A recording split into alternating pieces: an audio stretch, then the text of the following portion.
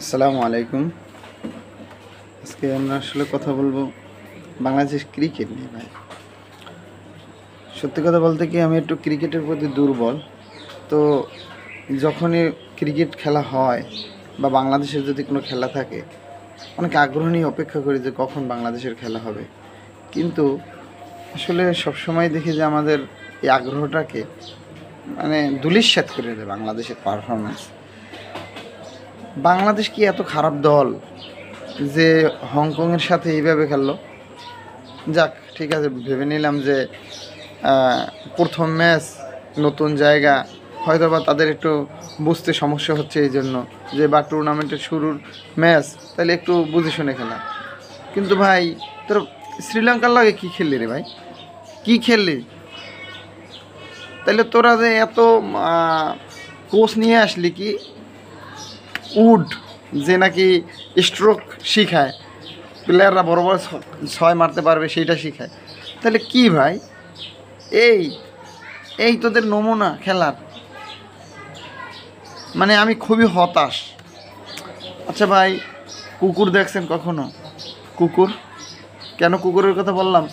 কুকুর দেখবেন যে ওরা যখন নিজের এলাকায় থাকে, তখন যদি বাহির থেকে কোনো কুকুর আসে, তাইলে ও নিজের বাঘ মনে করে। আর ও যদি নিজে বাঘও থাকে, ও যদি আর একটা এলাকায় যায়, তাইলে মনে করেন যে কুকুর দেখলে মনে করেন যে অন্য কুকুরের দ্বারা এরকম করে, কোনো শক্তিই থাকে না। তো বাংলাদেশের অবস্থা হইলো সেই, যে আসলে এত দেশের যে দল খেলতে আসুক না কেন বাংলাদেশে, তখন তারা যে খেলে, বাইরে খেলে কেমন যেন খেলা, সেটা নেতাই পড়ে কেন? তোদের মনে কি আসলে কোনো সাহস নাই? আমরা সাধারণ মানুষ, আমাদের মনে সেটা হইতে পারে, কিন্তু তোরা তো এটার উপর অনেক প্র্যাকটিস করো, তাইলে তোদের এই সমস্যাটা হইবে কেন? তোরা 16 কোটি 18 কোটি মানুষের আবেগ নিয়ে খেলা করতে আছো, যারা ক্রিকেটকে ভালোবাসে তাদের আবেগ নিয়ে খেলা করতে আছো। চাইলেই মুখের ভাষা খারাপ করতে পারতেছি না, কিন্তু তোদের খেলা দেখলে আমার মাথা গরম হয়ে যায়। আসলে মনে হইতেছে পায়ের জুতা হাতে উঠবে এরকমের। কি বলবো, আমি রাগকে কন্ট্রোল করতে পারতেছি না। তোরা কি খেললি রে শালা? তোদেরকে এই কারণে বেতন দেওয়া হয়? তোরা কি মানুষের আবেগটারে বোঝো না? আর কি দেখলাম কিছুক্ষণ আগে, যে জাকের আলী অনেক, সে প্রেস কনফারেন্সে এসে বলছে, সে যখন ব্যাটিং করতে গেছে, ক্যাপ্টেন তাকে বলছে গো ফর 140। তার মানে কি? সে 140 রান তাদের মাথায় আছে ভাই। 140 রান কি তোরা কি মনে করছো? এটা কি মিরপুরের উইকেট যে তোরা 140 রান করে ফাইট দিবি? এটা আরব আমিরাতের উইকেট বেড়া। যখন বাঙালি খেলতে নামে মনে হইতেছে এটা বোলিং পিচ, কিন্তু যখন বিপক্ষ দল খেলতে নামে তখন মনে হইতেছে যে এটা তো ব্যাটিং পিচ। কেন রে ভাই? তোরা কি প্র্যাকটিস করিস না? যদি প্র্যাকটিস করতেই পারো, তাইলে তোরা কি খেলো? সারা বছর প্র্যাকটিস করো কি? এই তোদের প্র্যাকটিস করার নমুনা। নিজের রাগকে কন্ট্রোল করাটা খুব অসম্ভব আসলে। আর তোদের খেলা দেখলে বুকের ভিতরে ব্যথা শুরু হয়, চিন ব্যথা শুরু হয়। কেন রে ভাই? তোরা কে? তোরা আবেগ নিয়ে তো খেলা করো কেন? তোদের খেলতে ইচ্ছে না করলে তোরা খেলিস না। প্রথম ম্যাচে দেখলাম লিটন দাস ভালো খেলছে। কি ভালো খেলছে রে ভাই? খেলা হয়েছে কাদের সাথে?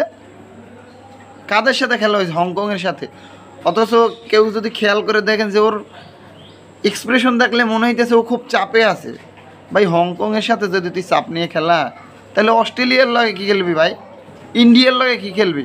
খেলা তো যে দলের সাথে হোক, তোর খেলতে হবে ফেয়ারলি ভাই। তুই যদি খেলতে নামার আগে চিন্তা করো যে আমি মনে হয় পরের ম্যাচে বাদ, তাহলে তোর খেলার দরকার নাই। আর টিম ম্যানেজমেন্ট আসলে কী হিসাবে দল সিলেক্ট করে আমি বুঝি না আসলে। ওদেরকে আসলে আমি সাধারণ মানুষ হিসেবে বলতে পারি যে তোর চাই বেটা, আমি টিম সিলেকশন করতে ভালো পারব বেটা, ঠিক আছে? আমরা যেটা বুঝি তোরা সেটা বুঝিস না কে?